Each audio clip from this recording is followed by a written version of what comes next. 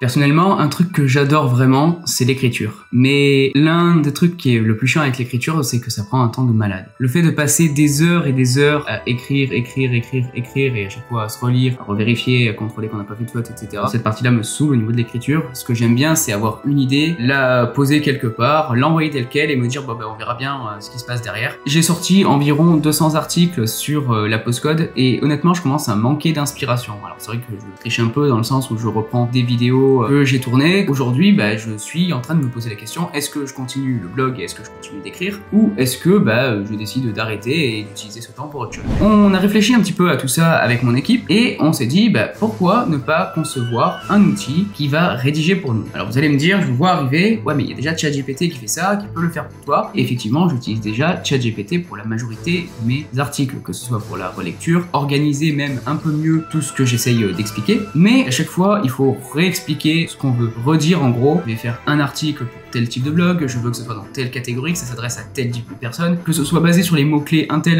et un tel par rapport à mon référencement. Donc c'est un peu lourdingue et un peu chiant. J'ai déjà conçu des GPT qui sont un peu plus adaptés à mon travail, mais j'avais besoin de quelque chose d'encore plus personnalisable, d'encore plus facile à moduler. Et du coup, on a créé avec mon équipe un petit SaaS qui s'appelle Easium Writer. Donc un SaaS, qu'est-ce que c'est? C'est une Software as a Service, c'est une solution en ligne, comme un logiciel, comme Word ou autre, que vous pouvez utiliser directement depuis votre navigateur. Ça ne demande pas d'installation, c'est la majorité des logiciels que vous utilisez aujourd'hui, tels que Canva, Google Doc, etc. C'est du SaaS. Ça permet aussi à tout le monde d'avoir accès aux dernières mises à jour. Pour l'instant, on en est sur une version, on va dire, alpha. On n'a que quelques fonctionnalités, mais les fonctionnalités qui sont pour moi les plus essentielles. Aujourd'hui, l'idée, c'est vraiment de pouvoir vous présenter ce petit produit-là, vous expliquer comment il fonctionne, comment il devrait être amené à évoluer, et aussi sa vocation. Quand on arrive sur le site internet, on peut voir évidemment créer des articles optimisés pour le SEO en moins d'1 minute. On a la petite image à quoi va ressembler l'interface quand on sera connecté. On a le truc de base, inscrivez-vous et générez 3 articles gratuitement, essayez gratuitement maintenant ou me connecter. Alors ça c'est si vous avez déjà un compte. Alors je vous vois venir, encore un mec qui crée une solution qui va détruire les métiers de copywriter. C'est déjà bien compliqué à l'ère de l'IA de faire du copywriting et de séduire les clients. Alors en plus lui il vient nous faire chier avec une solution qui coûte pas cher. Je sais que c'est un sujet délicat, mais encore une fois, cet outil n'a pas pour vocation à remplacer les copywriters. Les copywriters pourraient utiliser cet outil pour avancer un maximum et ensuite répondre au mieux aux ajustements par rapport à leur clientèle. L'objectif, moi avec Easium et avec la Postcode et toutes mes autres sociétés, ma mentalité, ce n'est pas de remplacer l'humain, c'est vraiment d'utiliser l'IA comme un outil. Donc il n'y a pas besoin de venir me voir en me disant « Ouais Hugo, ça y est, il a pété les plombs, il veut remplacer les humains, c'est l'ère des machines,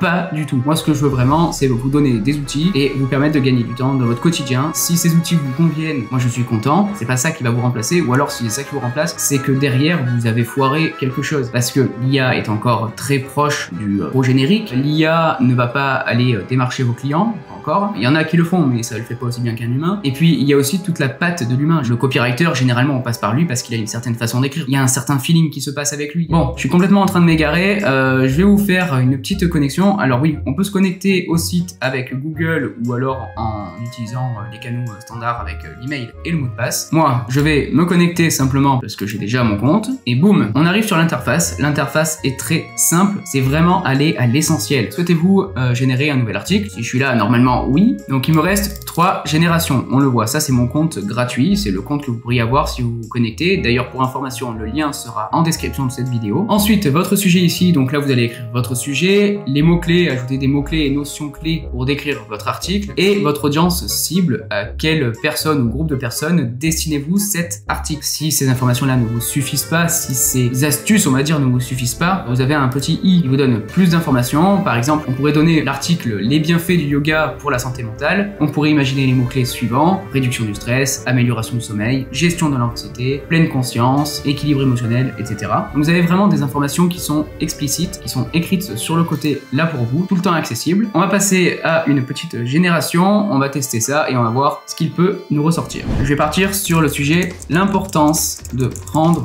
du temps pour soi chaque jour. C'est au pif, c'est complètement du hasard, je sors ça on va dire de mon chapeau. Au niveau des mots-clés, je vais lui donner prendre du temps, faire des pauses, ensuite savoir se reposer, être serein, prendre un café. Allez, on va voir ce qui nous sort avec ça. Et à quelle audience ou quel groupe de personnes destinez-vous cet article? Bah, on va dire aux gens qui ont besoin de retrouver du calme dans leur vie, au grand public. Et on va en mettre un troisième pour le fun, à ceux qui aiment les chats.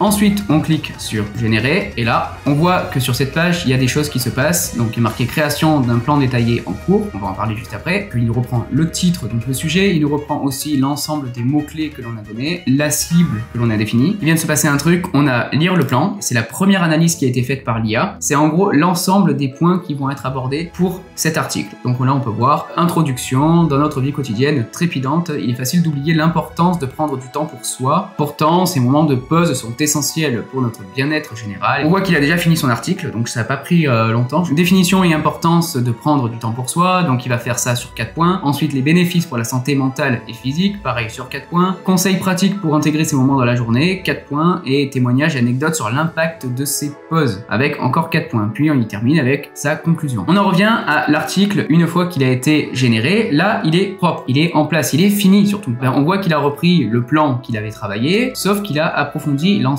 des points. En gros, dans le plan définition et importance de prendre du temps pour soi, bah voilà, on peut le retrouver ici. Explication de ce qui signifie prendre du temps pour soi. Dans notre vie quotidienne, où les obligations professionnelles et personnelles s'accumulent, l'idée de prendre du temps pour soi revêt d'une importance cruciale. Je ne sais pas lire, c'est une catastrophe. Ce concept fait référence à l'acte délibéré de s'accorder des moments de pause pour se ressourcer. Je vais pas vous lire tout l'article parce que 2000 mots, ça fait beaucoup de temps de lecture et honnêtement, je n'ai pas que ça à faire. Si vous voulez lire l'article, éventuellement, dites-le-moi en commentaire et je le publierai directement sur la Postcode et vous pouvez retrouver directement le blog de la Postcode en dessous de chacune de ces vidéos. On a un article qui est généré, qui fait 2000 mots, qui a été optimisé sur l'ensemble des mots-clés donnés et qui a été destiné à la cible qu'on lui a donnée également. Comme je vous disais, il n'y a pas de bouton pour publier. Donc là, qu'est-ce qui se passe? Tout en haut, on a un petit bouton copier l'article. Je clique, bon, il faudrait que j'affiche un petit message pour indiquer que ça a été copié, mais en gros, je clique, c'est copié, je vais aller n'importe où, je peux le coller. On va faire le test comme ça en vitesse. Boum. Alors, on voit qu'il a été collé avec un petit système de H1, H2, P, etc. Ça peut être un peu dérangeant si vous voulez le copier pour le publier direct, mais si vous le foutez dans un WordPress par exemple, ou dans un autre logiciel de rédaction d'articles des blogs en ligne, l'avantage c'est qu'il sera directement défini. Il saura déjà que le titre principal, le H1, il n'y en a qu'un seul, c'est celui que l'on a donné à notre article. Le H2, il y en a plusieurs parce que c'est bon pour le référencement. Donc il y a l'introduction, ensuite il y a les bénéfices, etc., etc.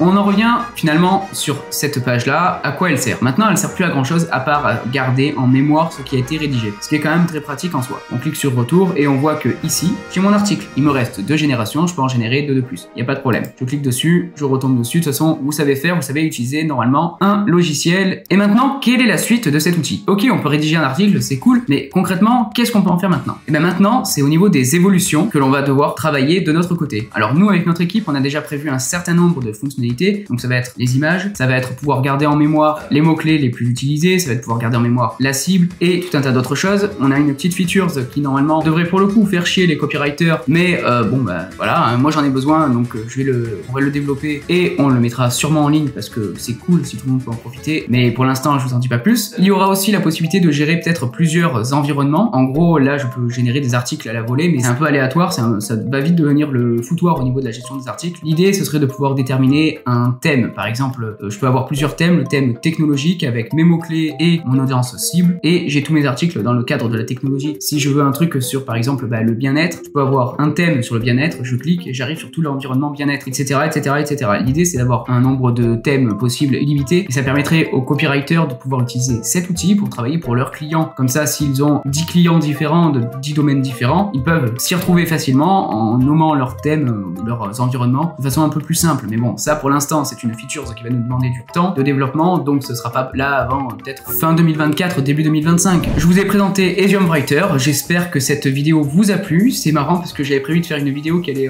durer 3-4 minutes d'enregistrement. Finalement je suis à plus de 21 minutes d'enregistrement. Je sais qu'il n'y aura pas tout à garder, ça fera peut-être que 7-8 minutes à la fin. Si vous voulez le tester, il est directement dans la description de cette vidéo. Sachez que jusqu'à mi-septembre, il me semble, le premier mois est à 75% de réduction, donc ça peut être vachement cool pour vous. Et ensuite les mois suivants seront à 18 € par mois pour 100 articles. Évidemment on est sur du sans engagement, donc si ça vous convient pas vous pouvez annuler et puis c'est tout. Et en attendant je vous dis à la prochaine.